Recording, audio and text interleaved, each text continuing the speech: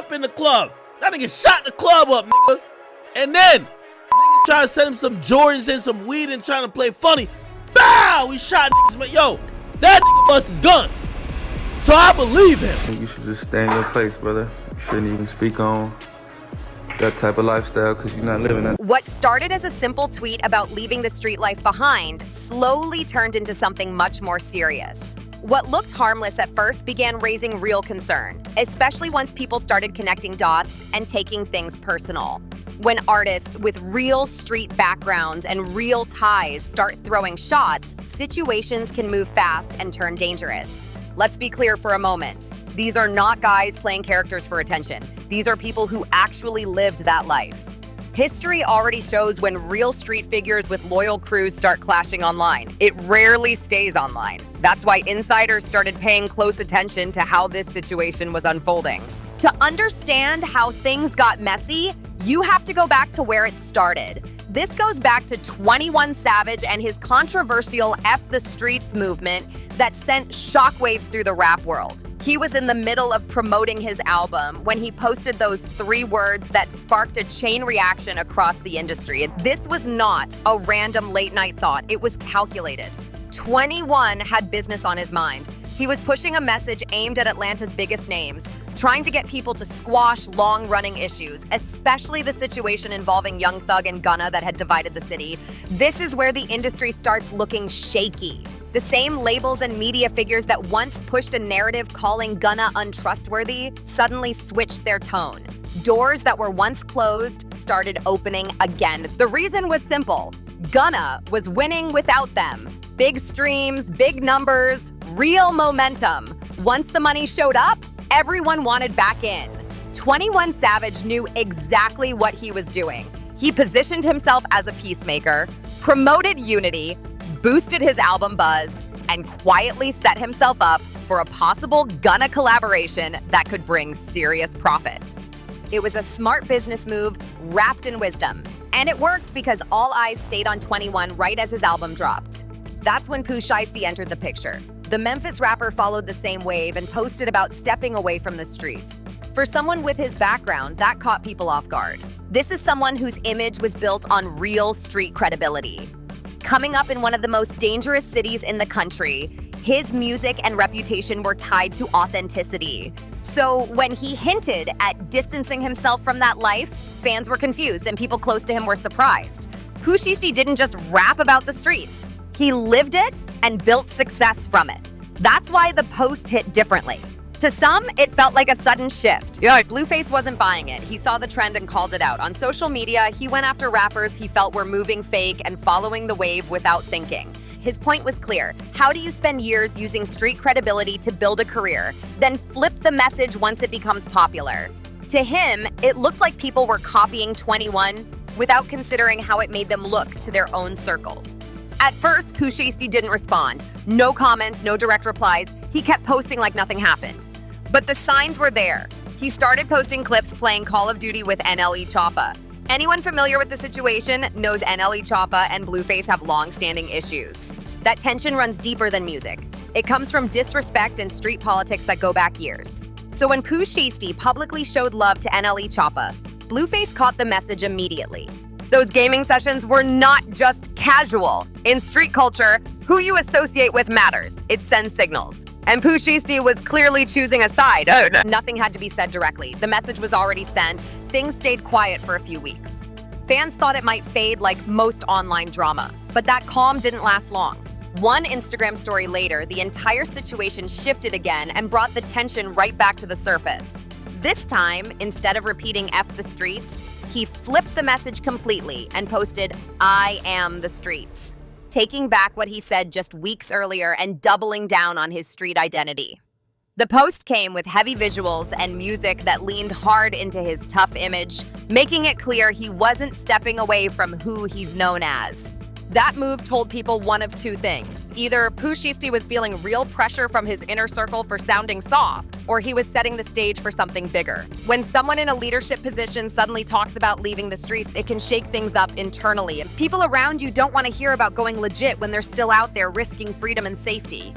Posting "I am the streets" looked like a way to reassert control and let everyone know he wasn't changing direction. It was reputation repair for his camp and a signal to rivals that he was still standing firm. I think you should just stay in your place, brother. You shouldn't even speak on that type of lifestyle because you're not living that type of life. At the same time, to outsiders, the quick switch made him look uncertain and inconsistent.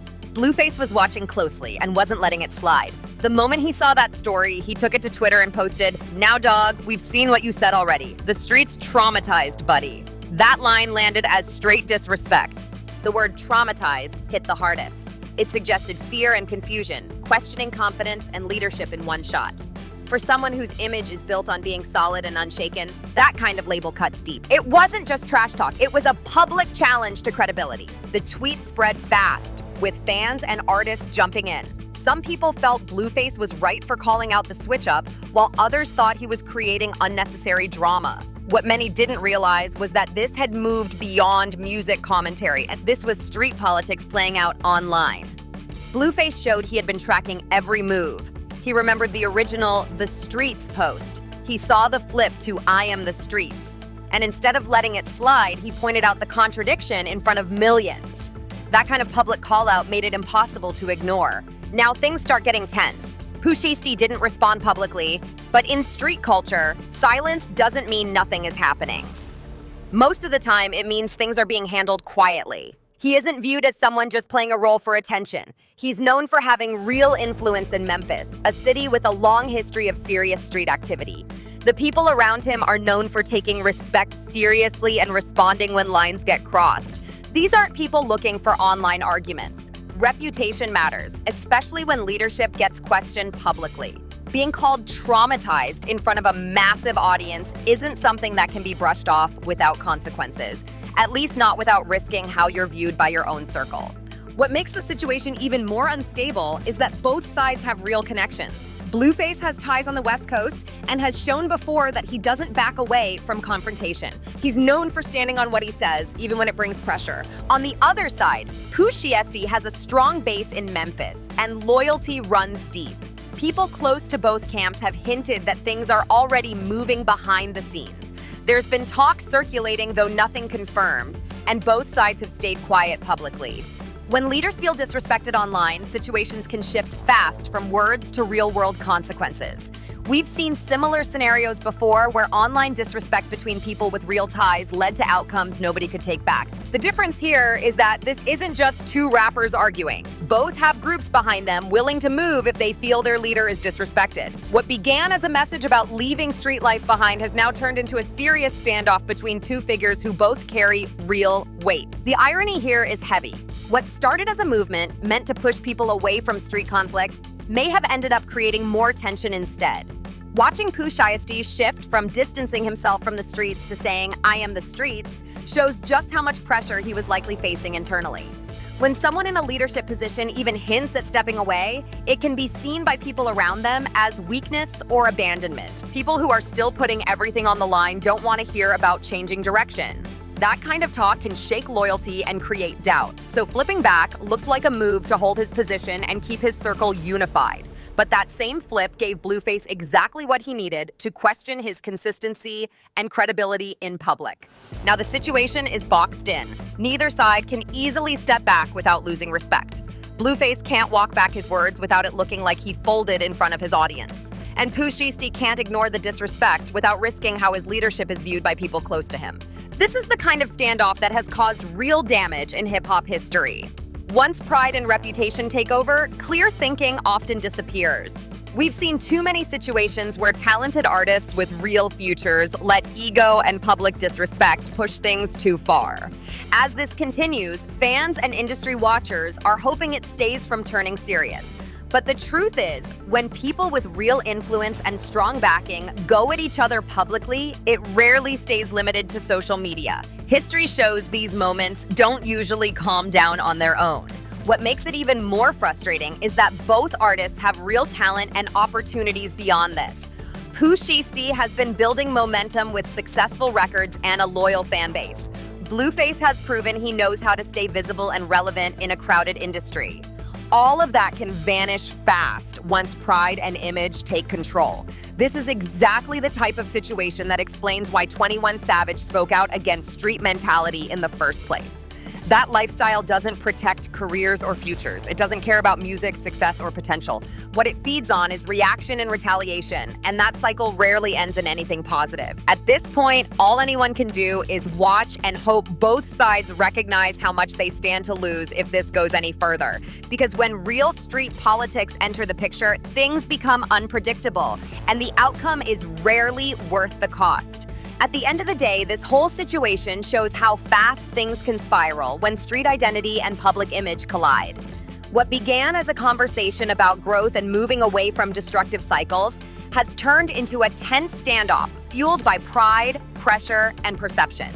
Nobody involved planned for it to reach this point, but once certain lines were crossed publicly, there was no easy way back. Social media played a major role in that escalation. Every post, every caption, every reaction was watched, analyzed, and interpreted as a message. In street culture, silence can speak just as loud as words, and presence alone can be taken as a statement. That's what made this situation so dangerous. Neither side needed to say much for the tension to build. What often gets overlooked is how little room there is for growth when expectations from the streets stay locked in place. The moment a leader hints at change, it can be taken as betrayal instead of evolution. That pressure forces people to double down on images they may have already outgrown, just to maintain respect and control. That's the trap. Once reputation becomes more important than reality, decisions stop being about long-term success and start being about short-term survival. In that space, logic takes a backseat. Everything becomes about how things look rather than what actually makes sense. The sad truth is that hip-hop has seen this pattern before. Artists rise with talent, charisma, and momentum, only to get pulled back into conflicts rooted in pride and public disrespect. Fans end up watching situations unfold like entertainment, forgetting that these are real people with real consequences attached to every move. Both sides involved here have proven they can succeed without feeding into that cycle. They've already shown they know how to get attention, build careers, and stay relevant. That makes the situation even more frustrating to watch. The potential is there, the opportunity is there, but so is the risk. This is why conversations about leaving street mentality behind matter, even when they're uncomfortable. Not because the streets are weak, but because they demand too much and give nothing back. They don't protect careers, they don't reward loyalty long-term, and they don't care who gets caught in the middle. Like right now, everything is still hanging in the balance. Nothing irreversible has happened, and that's the part people should focus on. There's still space for cooler heads, for private conversations, for choices that don't lead to regret. The real question is whether pride will allow that space to be used. Because once situations like this cross a certain line, there's no rewinding the damage. History has shown that clearly. All anyone can do now is pay attention, stay cautious, and hope that this story ends with growth instead of loss. And if there's one lesson to take from all of this, it's simple.